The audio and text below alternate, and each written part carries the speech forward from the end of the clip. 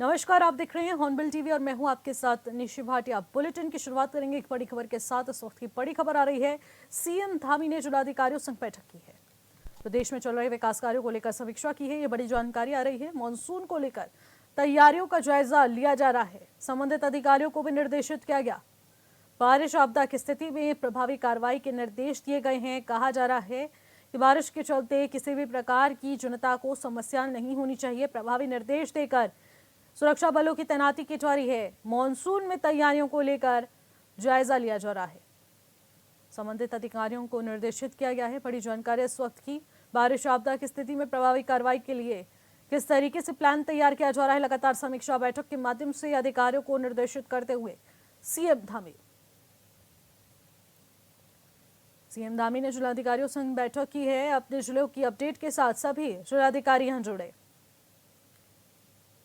इसी खबर पर ज्यादा जानकारी के साथ योगेश आर्य हमारे संवाददाता सीधे हमारे साथ जुड़ रहे हैं। योगेश, सीएम धामी ने समीक्षा बैठक की, आखिरकार इस बैठक के माध्यम से क्या कुछ उद्देश्य रह रहा है, क्योंकि मॉनसून इस वक्त गतिमान है?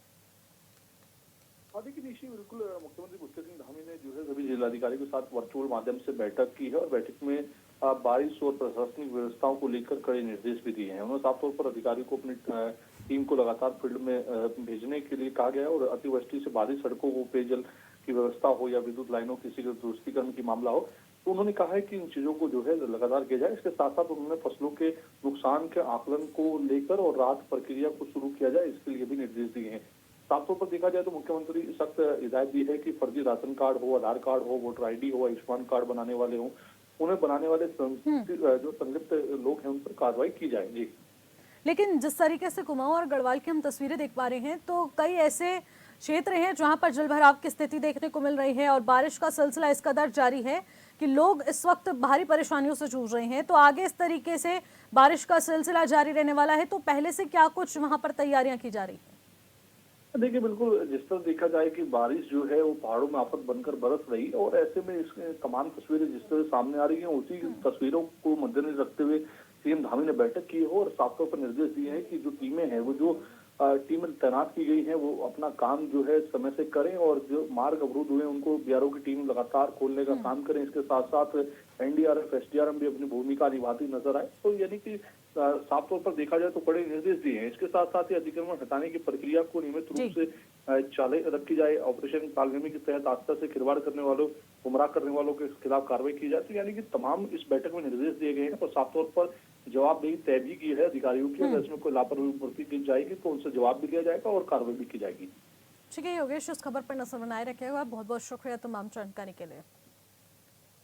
खबरों में आगे बढ़ेंगे। हरिद्वार में बंदी छोड़ श्री सतगुरु लालदास जी महाराज भूरीवाले जी का आज 50वां निर्वाण दिवस मनाया जा रहा है। अब निर्वाण दिवस के अवसर पर कार्यक्रम का आयोजन किया गया, जिसमें सीएम धामी ने भी शिरकत की और महाराज भूरीवाले जी को नमन किया है। सीएम धामी ने कहा कि उत्तराखंड सभी धर्मों के लिए एक कानून बनाने वाला पहला राज्य बना है, जिससे किसी भी धर्म के व्यक्ति के साथ अन्याय न हो सके।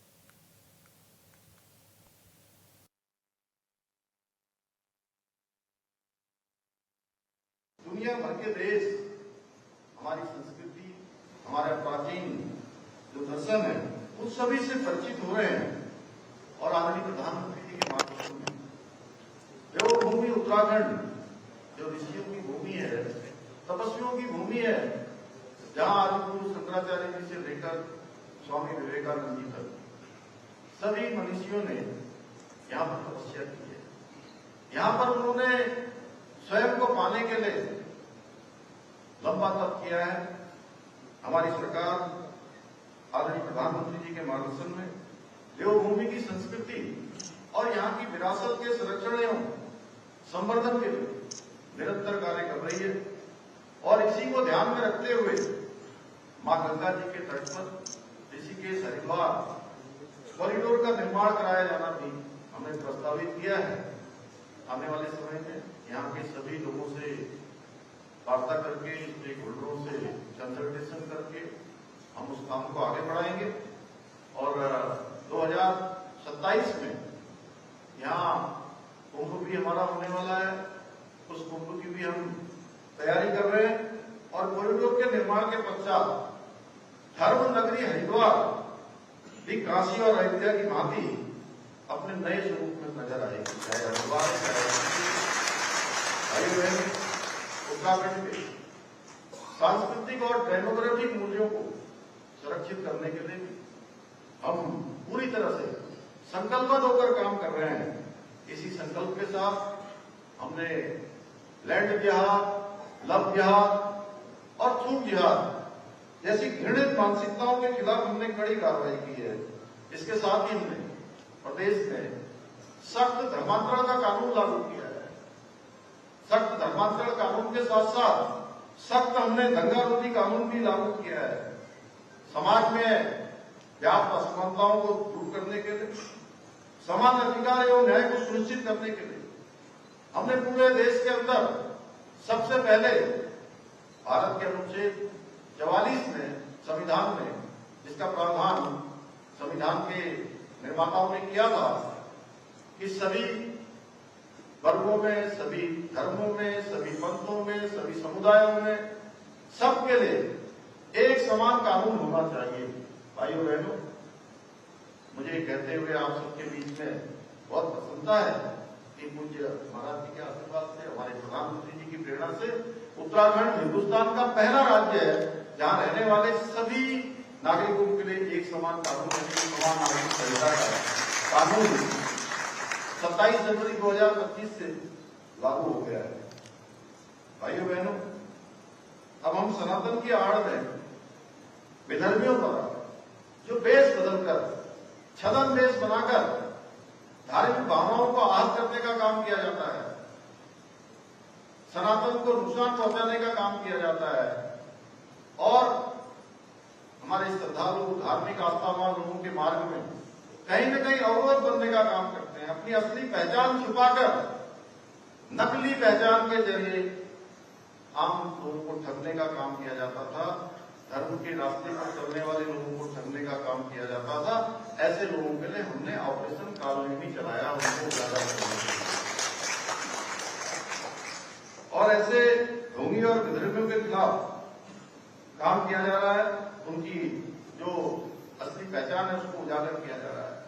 इसको हम और बड़ा रूप देने वाले हैं। इसके साथ साथ भगवान कृष्ण ने जो गीता का ज्ञान अर्जुन को दिया, आने वाले युगों के लिए, आने वाले जीवन के लिए, आने वाले भविष्य के लिए, कि अधर्म हमेशा हारता है, अन्याय हमेशा हारता है, न्याय के मार्ग पर चलना चाहिए, कर्म के मार्ग पर चलना चाहिए, भक्ति के मार्ग पर चलना चाहिए और हमारे जो नौनिहाल हैं, हमारे जो बच्चे हैं, हमारे विद्यार्थी हैं, वो आगे चलकर जीवन में कर्म के मार्ग को अपनाएं, कर्म योग करें, भक्ति योग के साथ साथ कर्म योग भी उनके जीवन में समा जाए, वो आत्मसात हो जाए, उनके जीवन की एक जीवन का हिस्सा बन जाए। भाई बहनों, इसके लिए हमने उत्तराखंड के सभी विद्यालयों में श्रीमद् भागवत का जो है पाठ यहाँ। खबरों में आगे बढ़ेंगे, लेकिन इसी बीच कोटद्वार से एक बड़ी खबर आ रही है। बड़ी खबर का रुख करेंगे। भारी बारिश का असर दिख रहा है और कई स्थानों पर नदी नाले उफान पर हैं और कोटद्वार में भी कुछ यही स्थिति देखने को मिल रही है। गाड़ी घाट में बारिश के दौरान नदी का तेज बहाव। गाड़ी घाट झूला पुल के पास नदी का जलस्तर पहुंच चुका है। जलस्तर इतना ज्यादा, बता दें कि रौद्र रूप ले चुका है। जिस तरीके से लगातार जलस्तर बढ़ रहा है, लोगों को परेशानियों का सामना यहां करना पड़ रहा है, क्योंकि पानी तेज बहाव के साथ आगे बढ़ता हुआ नजर आ रहा है और ये झूला पुल से पार हो चुका है पानी। लोगों की चिंताएं बढ़ चुकी हैं और ऐसे में एक खतरे का निशान यहां पर देखने को मिल रहा है। कोटद्वार से ये बड़ी जानकारी आ रही है। भारी बारिश का असर कोटद्वार में भयावह रूप से देखने को मिल रहा है, जहां पर नदी का जलस्तर यहां पर क्षेत्र तक पहुंच चुका है और यहां पर रहवासी काफी ज्यादा परेशान हो चुके हैं। नदी उफान पर है और ऐसे में खतरे की जद से ऊपर बह रही है, जिस वजह से लोग चिंता में आ चुके हैं। बड़ी जानकारी इस वक्त की। झूला पुल के पास नदी का जलस्तर पहुंच चुका है। अब हम आगे बढ़ते हैं। उत्तराखंड में पंचायत चुनाव के बाद सियासी यहां पर हलचल तेज हो चुकी है। बीजेपी नेता और राज्य मंत्री ज्योति प्रसाद कैरोला ने कांग्रेस पर करारा हमला बोला है। उन्होंने कहा कि कांग्रेस पिछले कई दशकों से ये सवालों के घेरे में है और अब जनता ने अपने महत्व को पूरी तरह से यहां पर दर्शाया है, जिससे कि पूरी तरह से वो खो चुकी है। अपने जिस तरीके से निराशा छुपाने के लिए कांग्रेस तरह तरह के आरोप लगा रही है, लेकिन जनता सब जानती है। उन्होंने कहा कि आने वाले समय में कांग्रेस को अपने कर्मों का जवाब खुद मिल जाएगा।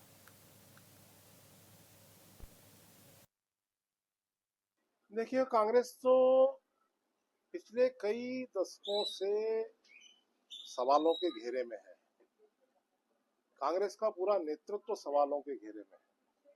इसलिए अपनी खींच मिटाने के लिए, हताशा प्रकट करने के लिए, निराशा प्रकट करने के लिए कांग्रेस अलग अलग प्रकार के आरोप प्रत्यारोप लगा रही है। जनता की नजर में कांग्रेस का क्या महत्व है, यह उनकी भी समझ में आता है। इसलिए मुझे लगता है कांग्रेस केवल हताश और निराश है। उत्तराखंड में पंचायत चुनाव के दूसरे चरण यानी कि जिला पंचायत अध्यक्ष और ब्लॉक प्रमुख के चुनाव को लेकर बीजेपी काफी ज्यादा सक्रिय हो चुकी है। राज्य मंत्री ज्योति प्रसाद गैरोला ने दावा किया है कि इस बार ज्यादातर जगहों पर बीजेपी समर्थित जिला पंचायत अध्यक्ष और ब्लॉक प्रमुख चुने गए हैं। उन्होंने कहा कि सरकार और मुख्यमंत्री पुष्कर सिंह धामी की विकास योजनाओं से जनता प्रभावित है, जिसका असर ग्राम स्तर की सरकार बनाने पर भी दिखेगा। कैरोला ने कहा है कि हमारे अधिकांश ब्लॉक प्रमुख और जिला पंचायत अध्यक्ष बीजेपी समर्थित होंगे। सरकार की योजनाएं और मुख्यमंत्री के नेतृत्व से लोग प्रभावित हैं और इसका असर इस चुनाव में साफ दिखेगा।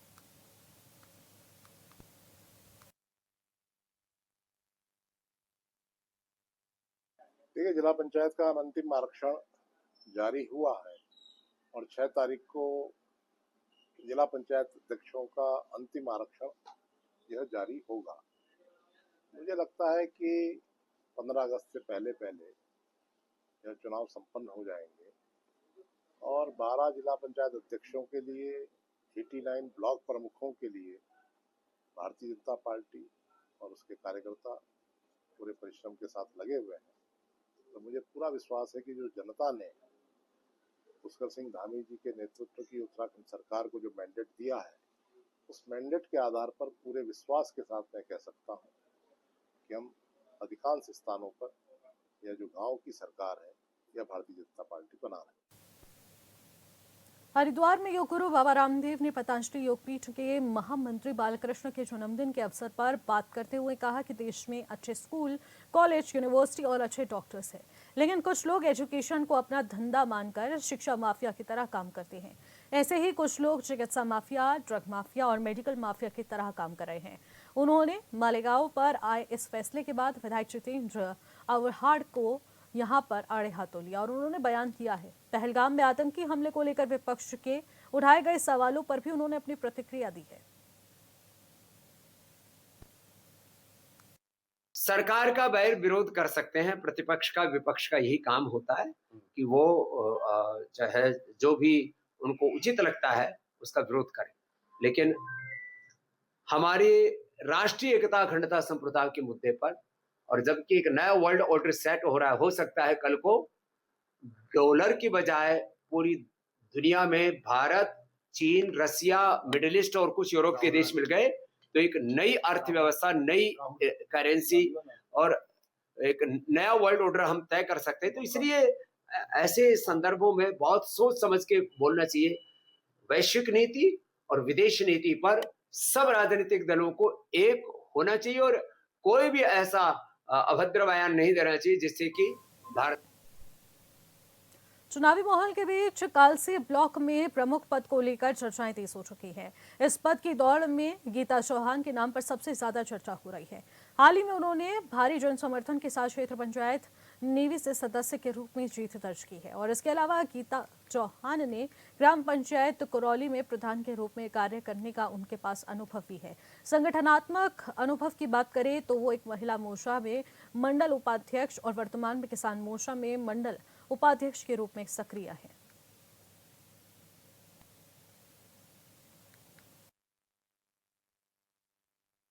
मैं सबसे पहले जनता का धन्यवाद करूंगी क्योंकि ये सीट सबको पता है कि कांग्रेस की खा फेंकी है और पता नहीं कितने साल आजाद के बादशाही सबसे पहले बीजेपी की मैं हूँ फर्स्ट इसने इस सीट पे कब्जा किया है। बहुत बहुत धन्यवाद पूरा सैया क्षेत्र लेवी कुरौली गोरी और आस-पास पड़ोस से जिन्होंने मुझे सहयोग दिया है। बहुत बहुत धन्यवाद सबका।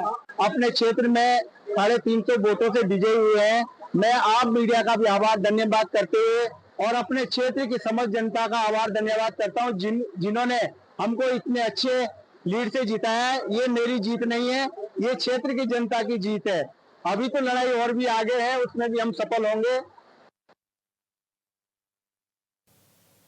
देहरादून नगर निगम की सफाई व्यवस्था पूरी तरह से तकनीकी निगरानी के दायरे में आ गई है। मेयर सौरभ थपलियाल ने इस डिजिटल सिस्टम के बारे में बताया कि पहले नगर निगम की सफाई व्यवस्था पीएमसी कंपनियों के माध्यम से होती थी, जिसमें कई टीमें और अलग अलग सुपरविजन सिस्टम चलते थे और इस बार ये पता करना मुश्किल होता था कि कौन सी गाड़ी किस वार्ड में गई है या फिर नहीं गई है, कौन कर्मचारी कहाँ तैनात है और किसका काम क्या है। अब सारी व्यवस्था एक ही प्लेटफॉर्म से जुड़ सकती है और कौन सी गाड़ी किस वार्ड में गई, कितने वाहन मरम्मत के लिए गए हैं, कितने कार्यरत हैं और कहां कूड़ा उठाया जा रहा है और कहां नहीं उठाया जा रहा है, इन सभी जानकारियों को लाइव ट्रैक किया जा सकेगा।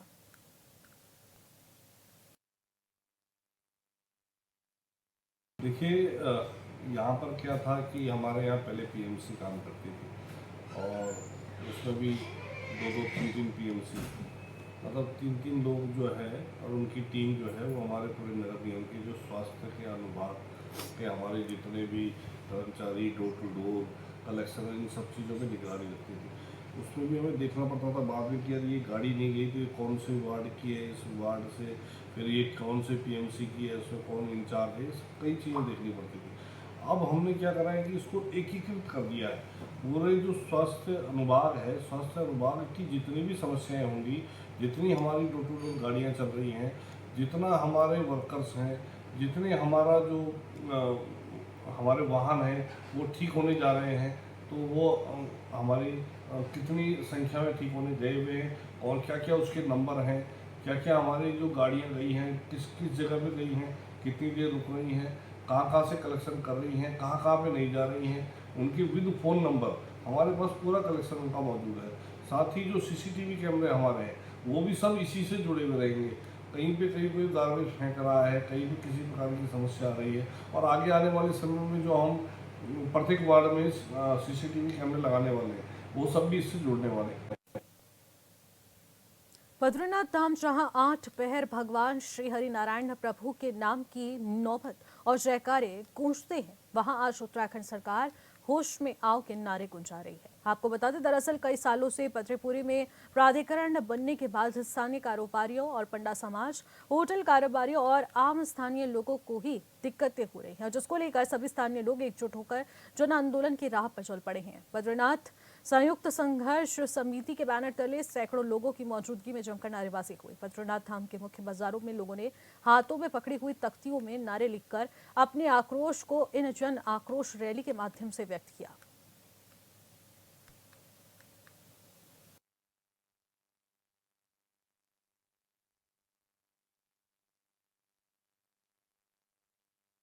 प्राधिकरण को लेकर और अन्य कई मुद्दों पर लगातार प्रशासन से बातचीत हो रही है, लेकिन किसी भी प्रकार का आश्वासन लगातार मिल रहा है, लेकिन धरातल पर कुछ काम नहीं हुआ। जिसके रिजल्ट के तहत आज एक संयुक्त संघर्ष समिति के अंडर बैनर में एक निर्णय लिया गया कि एक विशाल स्तर का जनाक्रोश आंदोलन यहाँ पर किया जाएगा। और इसी माध्यम से, आपके माध्यम से मैं सरकार को भी चेताना चाहूँगा कि अभी हम बहुत सामान्य स्तर पर एक जन आंदोलन कर रहे हैं। यदि हमारी मांगों पर शीघ्र निस्तारण नहीं किया गया तो ये एक उग्र रूप होगा, न केवल बद्रीनाथ में बल्कि हम चारों धामों में इसे करेंगे।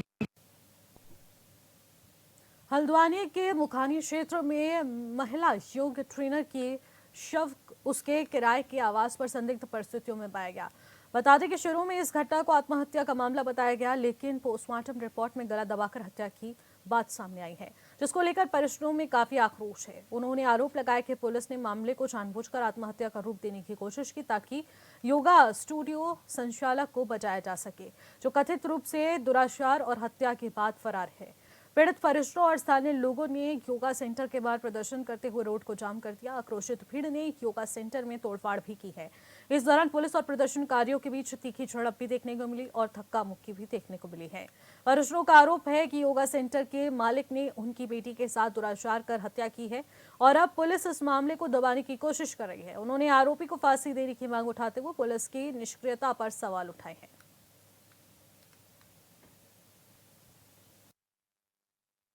वो मेरी भतीजी है, मेरे घर के पीछे ही रहती थी। यहाँ योगा ट्रेनर थी। वो मुझे बोलती थी चाची मैं अपने हिम्मत पर करूँगी सब कुछ। उसके पति गए थे जोधपुर, उनका मम्मी का ऑपरेशन हुआ था, इसलिए वो जोधपुर गए थे। मैं सुबह सुबह नाश्ता बना रही थी अपनी बेटे के लिए, मुझे कॉल आया कि तुम्हारी भतीजी ने सुसाइड कर लिया है। मैं जैसे ही वहाँ पर पहुँची, दरवाजे पे मैं 10 मिनट में पहुँच गई थी। मैंने दरवाज़ा खोला, वो ज़मीन पर पड़ी थी, मैंने उसको छुआ कुछ नहीं। एक उसकी दोस्त वहाँ पर बैठी हुई थी, ज़मीन पर बैठी थी उसकी दोस्त। फिर मैंने वहाँ से पुलिस प्रशासन को फ़ोन किया, उसके रिश्तेदारों को फ़ोन किया, सबको बोला। अब मुझे तो हिम्मत रखनी थी क्योंकि यार हमारी बेटी गई तो वहाँ पर कोई नहीं है उसके साथ में। हमारी पहाड़ की एक बहन जो इस अजय योगा सेंटर में ट्रेनिंग देने का काम करती थी और इस अजय योगा सेंटर का मालिक अभय यदुवंशी और अजय कुमार, इन दोनों ने हमारी बहन के साथ जाति की है। और वह बहन दुरुस्त भिड़ा पानी की रहने वाली यहाँ किराए में रहती थी। उसके घर में जाकर उसके साथ जघन्य अपराध करके उसकी हत्या कर दी है। हत्या करने के बाद पुलिस प्रशासन ने उसको सुसाइड का नाम दिया और 3 दिन के बाद। फिलहाल इस बुलेटिन में इतना ही। आप देखते रहिए हॉर्नबिल टीवी। नमस्कार।